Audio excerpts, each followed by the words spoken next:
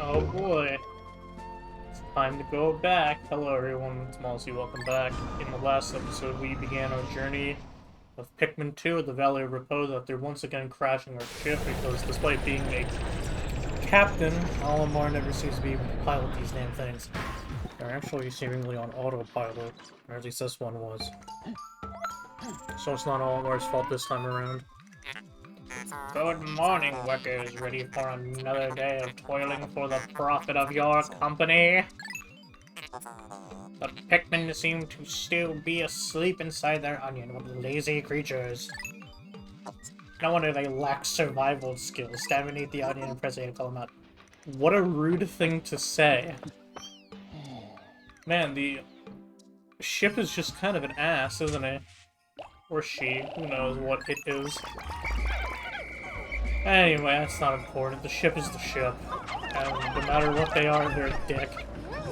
Alright, so in the last episode we did the basic tutorial, and in this episode we are essentially still continuing the tutorial.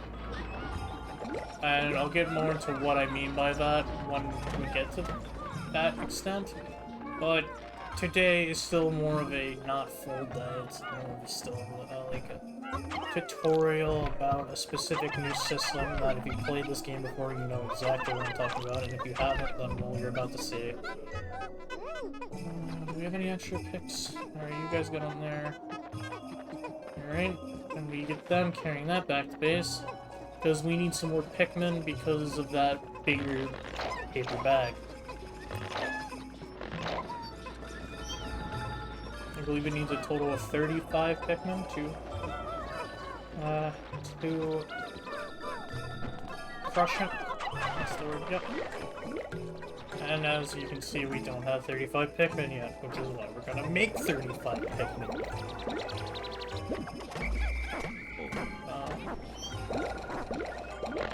So since I'm playing the original version, I need to mash A to rapidly pluck. However, if you are playing on the Nintendo Switch version, you can just hold down the A button and both your captains will pick, or pluck the Pikmin. I'm not sure if it's different on the Wii version of this game, so I can't say for certain. I think it's the same on the Wii as it is on the GameCube, that you have to mash A to do it, but like you said, don't quote me on that. Alright, new enemies, Spotty Bulborb. In the prior Pikmin, I would have had us bum rush it with our right control stick, but you can throw a lot faster in this game, so I just recommend spamming your A button as fast as you can. You do it right? Yep. Go!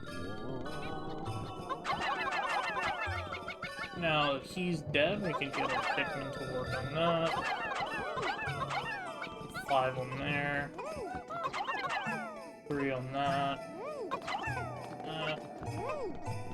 There's a treasure, as you can see, but that needs 35 Pikmin to carry. So instead, we're gonna go get these 17 who aren't available to work on this here wall. We'll use our right stick to direct them into the wall, and then we'll dismiss Louie to just stand by and make sure they're all okay. There's really no reason that they won't be okay, but I'd prefer to do it. Oh, and that 5 pellet posy has sprouted, so we can get even more Pikmin. Since this is an early game day, obviously, I like to spend it. And the game pretty much wants you to spend it upping your Pikmin numbers. Because lo and behold, you're going to need quite a few Pikmin to finish this game. I'll just pluck a few real quick so we can finish that.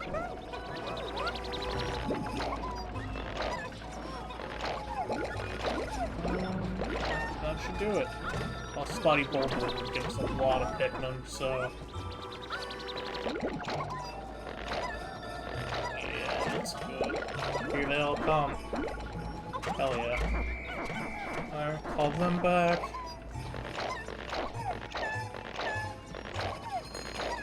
And... just keep plucking that.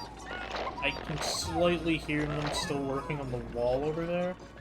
So while they do that, we're gonna take these 47 Pikmin of ours.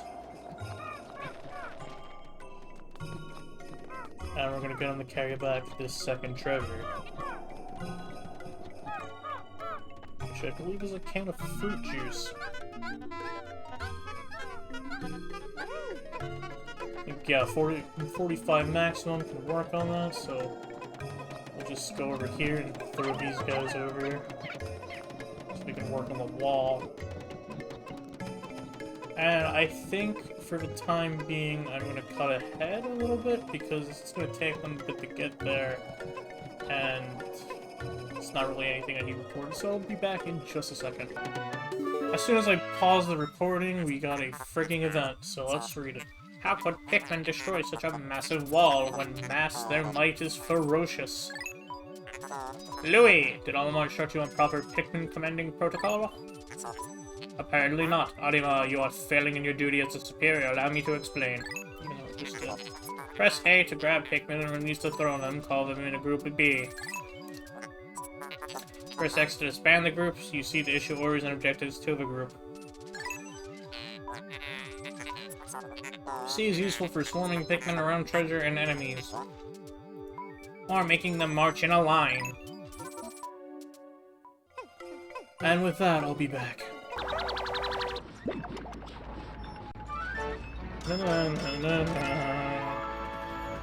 Utter scrap. Honestly, it looks like it has a face and a little mustache, and it's just screaming in pain now that it's been called utter scrap, knowing that it will be turned into nothing but paste. That's pretty grim. Well, that's pretty much all we can do on the surface of the Valley of Repose. For the time being. It's back where we came, it's just the crash site of Louis. And as you can see, there's a body of water and a wall there, and Pikmin can't swim. Now there's a red Pikmin can. Hint, hint, wink, wink, nudge, nudge. Interesting. Warm air is welling up from the hole in the ground before you. Better wording this time, Ship. What could lie underground? What is wrong? You both show expressions of unease.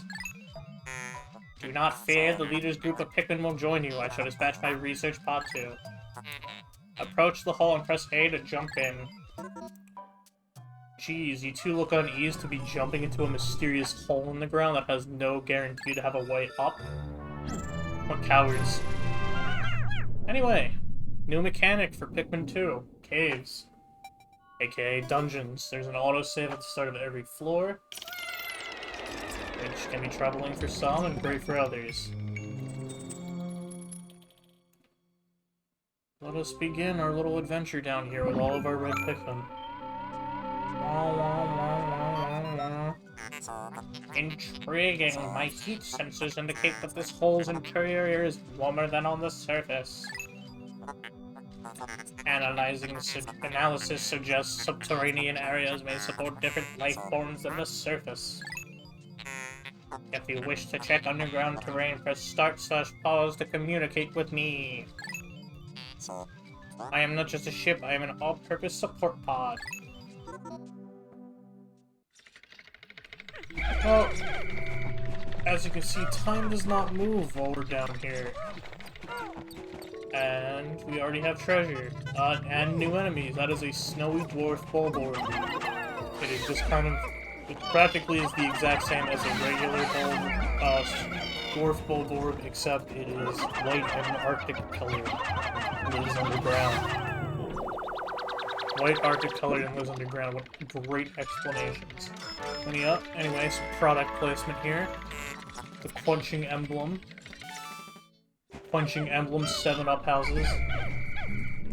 And, well, now we just got a bunch of dead stuff to carry. Now you may be wondering, what is going to happen with the bodies, because the onion's not down here, so what the hell are we going to do with those? Well, let's find out what happens when we take these dead dwarf... I think they're actually hairy dwarf bulbs, which is weird, but we'll check them out later. How can you possibly consider this beast a treasure? Beasts are incompatible with my circuitry. I suppose I will store your finds in my hold. But I do not think beasts would be worth much. As the ship states, you can collect the carcasses of enemies, but as you can see, they're not worth many pokos. I tend to collect them just because I got 100 Pikmin. Might as well. Though it really will not impact. It's not going to be a way to get you through the game. Maybe that's another treasure, the citrus lump. Well, that's a weird noise. Wonder if it has any meaning to it. If you hear that noise, that means you got all the treasure. I don't know why it is. There's a reason for it later, but we don't have that yet, so I won't get into too details now. This hole appears to be quite deep. My sensors indicate more treacherous terrain ahead. Louis, you do recall that you can adjust the camera with LRNZ, correct? You told us yesterday. Your expression suggests you do. Excellent. Then approach the hole and press A to enter it. You told us that yesterday, which was like a week ago, because I haven't recorded on the game in like a week for some reason. But, still, for all Mar Louis who've been suspended in time, that was just a day. Emergency Cave, level 2. Sub-level 2. And we're already at the final floor. Yeah, don't get used to that luxury of having short dungeons. We get them for now, but we won't have them forever. Anyway, ooh, another treasure. It's the top half of a globe. It's inconceivable that such an immense object has been buried here for so long. The design on the outer shell resembles the surface of the planet as seen from space. Perhaps this can be used something other than salvage. But how will we ever lift it? I fear that even 100 red Pikmin will be unable to lift it. Nonsense. I'm sure they'll be fine. Oh, of course. 101. Well, I guess we'll just descend further down. Maybe we'll find something that can help us carry it up. Maybe. Just maybe. Let me take these guys out. Go ahead and collect.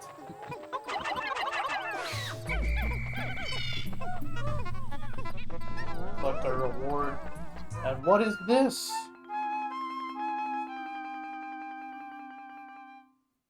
Pretty. Astounding! A flower blooms in a cave deep beneath the snowy landscape. Clearly it is warmer down here than above. Look, the Pikmin are restless. They look as if they yearn to be tossed into the flower. Oh. Better toss them in.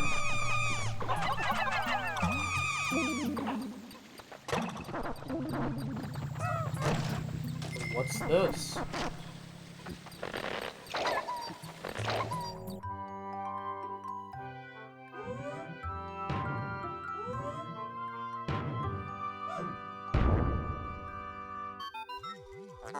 Amazing! A purple Pikmin! It has hair! And is quite stocky. It seems very heavy and will be able to carry you through the game. This kind of Pikmin was not mentioned in your report, Halimar. It must be an entirely new type. Transforming Pikmin by tossing into flowers. Intriguing. Perhaps there are others? Yes, this is the introduction of purple Pikmin, aka your killers. Purple Pikmin are slow as hell, but they have 3 times the battle strength of every other Pikmin type, whereas Reds have a 1.5 modifier. And they have a stun attack when thrown. Their downside is they're slow as hell. Because they're so fat. In fact, purple Pikmin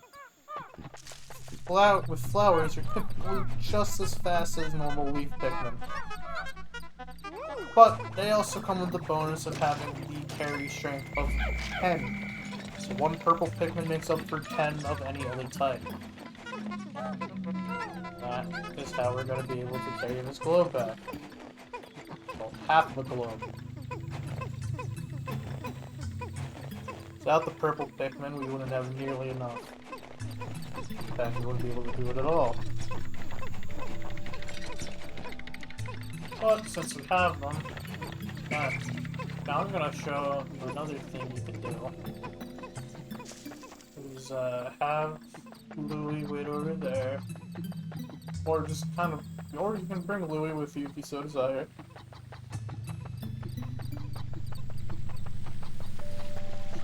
Let them get the treasure.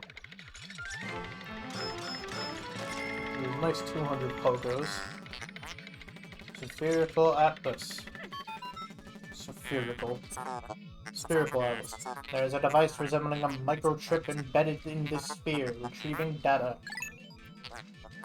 Error. I could only decode a portion of the data, but I did retrieve new geographic charts. I will input this data into my planetary database and name it the Sphere Chart. Press start pause to contact me and exit the Explorer kit on the radar screen without.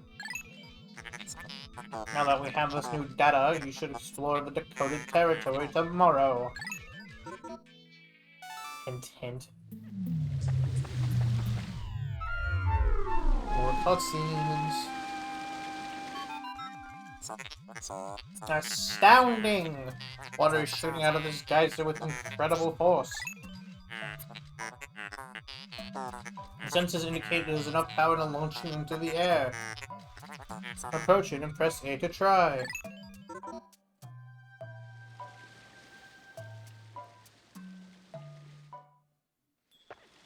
Nope. Do what they say. And don't worry, no matter which captain or how many Pikmin are following you, if you go on to choose to either delve deeper into a cave or leave the cave via the geyser, all of your Pikmin will follow you. Cave complete. 3 out of 3 treasures. And no Pikmin deaths. Fun. The Valley of Repose.